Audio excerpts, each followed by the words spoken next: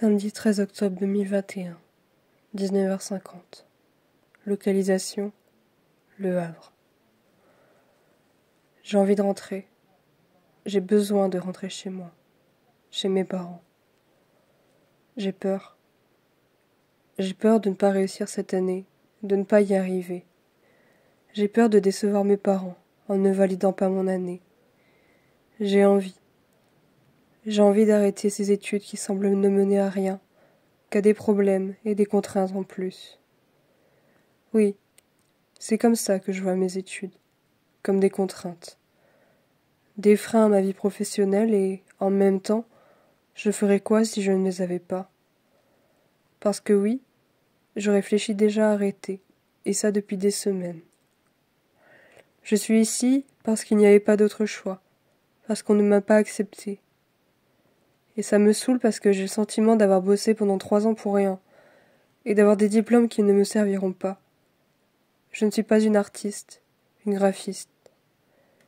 Je ne sais pas partir de zéro pour construire quelque chose. Ce soir c'est pesant. Pesant dans ma tête, dans mon corps, dans l'air. J'ai envie de me raccrocher à quelque chose mais je ne sais pas quoi. Je n'ai plus l'envie, je n'ai plus d'amis proches qui sont là et me comprennent à 100%. Vous savez, vous allez retrouver vos amis, votre famille dans un certain temps, c'est censé vous rendre heureux, et bien moi, non. Ça ne me rend pas heureuse parce que je vois juste le chemin à parcourir et comme à chaque fois, ça me démoralise encore plus. Parce qu'il faut le faire, ce chemin. Il faut le réussir pour arriver à destination, mais sans voiture, sans essence. Comment voulez-vous que j'avance? Maman, j'aimerais tellement que tu sois là, que tu me prennes dans tes bras, et qu'on fasse comme la dernière fois. C'était bien la dernière fois. On s'est baladé, on a fait plein de trucs et passer du temps avec toi, j'avais l'impression d'être tellement proche de toi. Ici, tu es loin et on ne se verra que dans 5 semaines. Et tu sais, 5 semaines, quand tu as le sentiment d'être seul, c'est très, très long. Personne ne viendra cette fois-ci pour me tenir compagnie et je me demande si Cyril ressentait ça aussi ou si ce n'est que moi, qui suis trop fragile émotionnellement, trop fragile pour vivre seule, mais je n'ai pas envie d'être trop fragile. Je voudrais y arriver et me dire que c'était facile au final, que j'en ai fait des caisses pour rien et que tout ira bien. Alors tu vois, j'ai combattu mes démons, à propos de mon physique, mais mes démons dans ma tête sont encore là, bien présents, et ce soir, ils se font un malin plaisir à ressurgir. Je ne veux pas échouer, mais je me mets moi-même des bâtons dans les roues. Je veux déjà être à ce moment où tu récupères ton diplôme et tu rentres dans la vie active, ce moment où tu lâches tes cahiers et tu te laisses 2 mois de repos bien mérités, mais 2 mois durant lesquels tu pourras voir ta famille, tes amis et bouger. C'est ça, la voiture, la liberté de la conduite, me manque.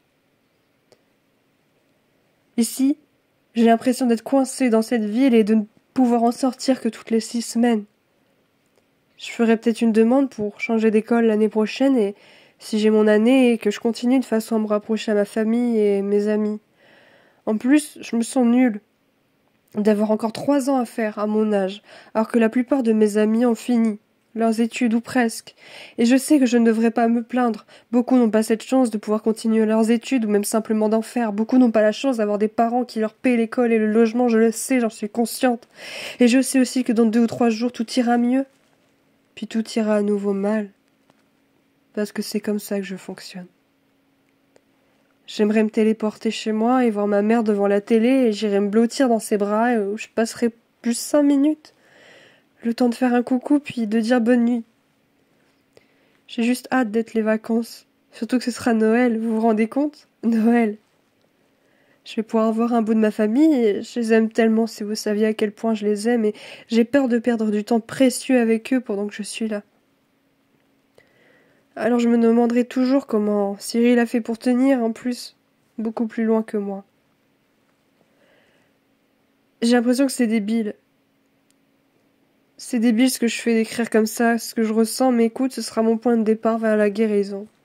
Et à chaque fois que j'aurai un coup de mou, j'ouvrirai cette application de notes et je commencerai à écrire et peut-être que dans 1, 5, ou 10 ans, je lirai à nouveau ces textes et je pourrai dire que ça en valait la peine.